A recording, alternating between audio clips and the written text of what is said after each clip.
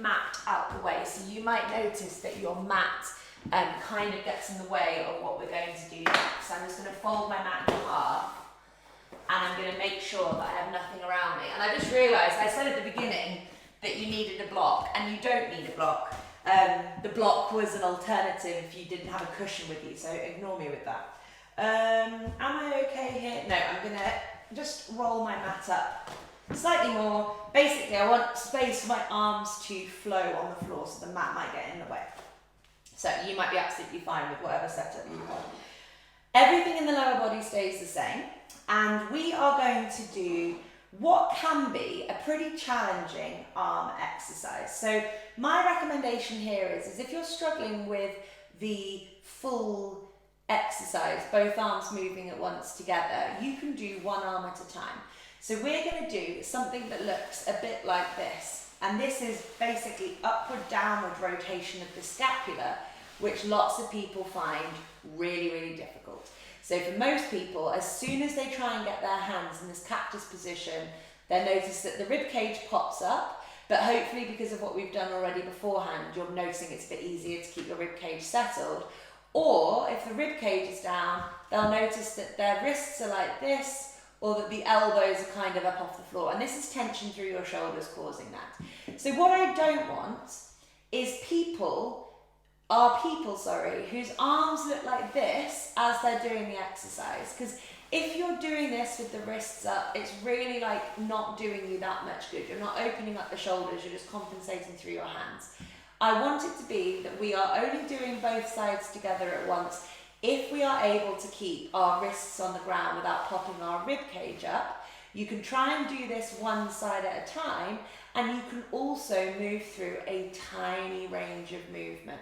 So I'm going to be moving in this type of movement, but you might just literally be doing that. And guess what? That's going to be more beneficial if you're doing that with the wrist down than you doing this with the wrist up. So your options are just finish with a few minutes in wall frog if that's what you'd like to do, or you can try both sides with me at the same time.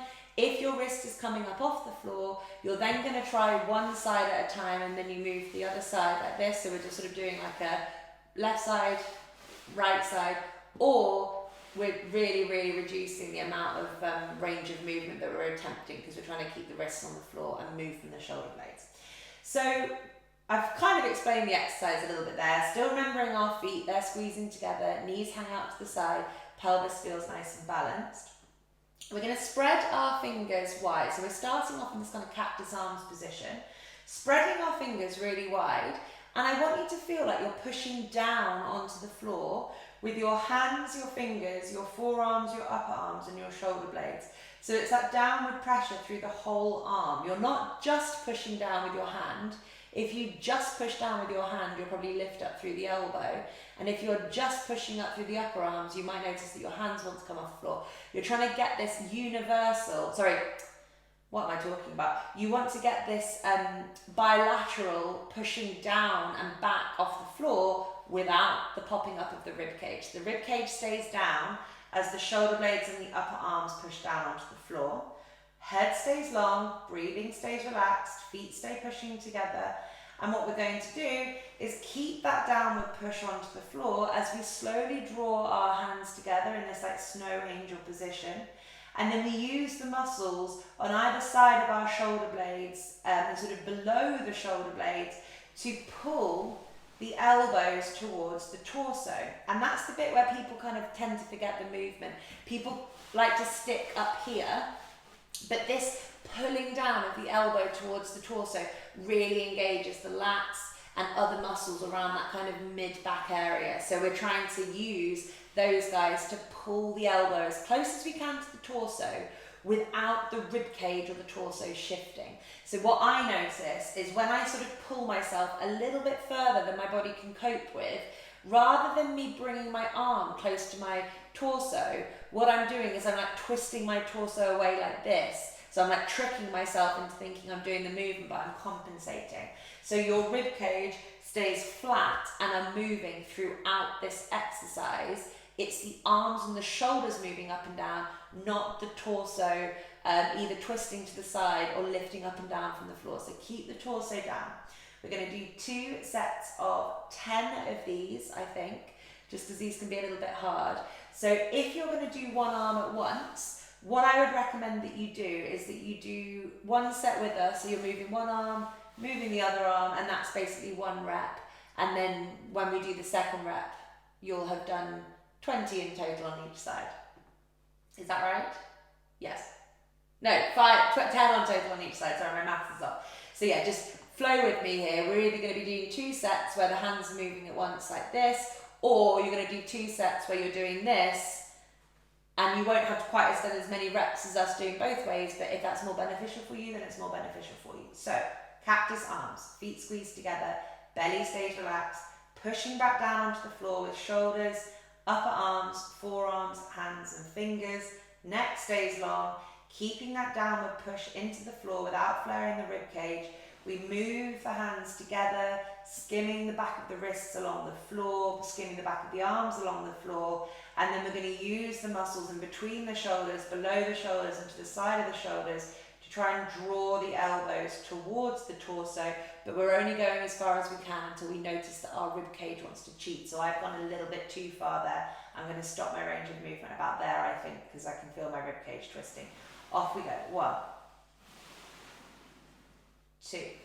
And this should feel active in the shoulders. You're using your shoulders to pull them back and down. You're not just swinging your arms around. 4. Remember, if your wrists are up off the floor, try the one-sided version, or try less range of movement, or just relax and sit this exercise out and do a few more minutes and wolf rock. 8. 7. Remember to squeeze your feet together. Oh no, 10, sorry. 9. 10. I need another coffee, I think.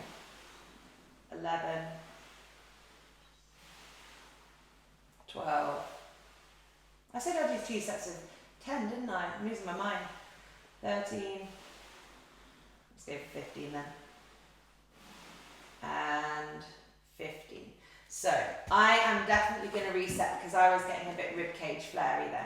So I'm going to put myself in a position where I feel really comfortable and grounded through my pelvis, lower back and rib cage, and I'm not going to push myself so hard on the next set of reps. I could feel that I was contorting my ribs then rather than moving my shoulder blades and the backs of my arms in the way that I wanted. Setting ourselves back up, we are going to do 15 because I managed to carry on. I was getting too excited.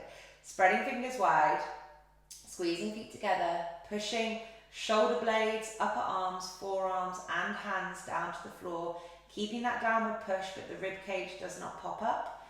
Drawing the hands together, nice and controlled. We're not just swooping around using momentum, and then using the muscles around the mid, back and shoulder blades to pull the elbows back towards us, only going as far as we can until there's a response in the rib cage, it starts to flare, or if the wrists pop up off the floor. 1.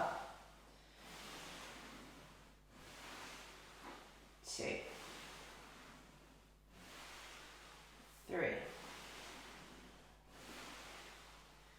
4. 5. 6. 7. 8. 9. 10. 11. 12. 13. 14. And 15. So that is our general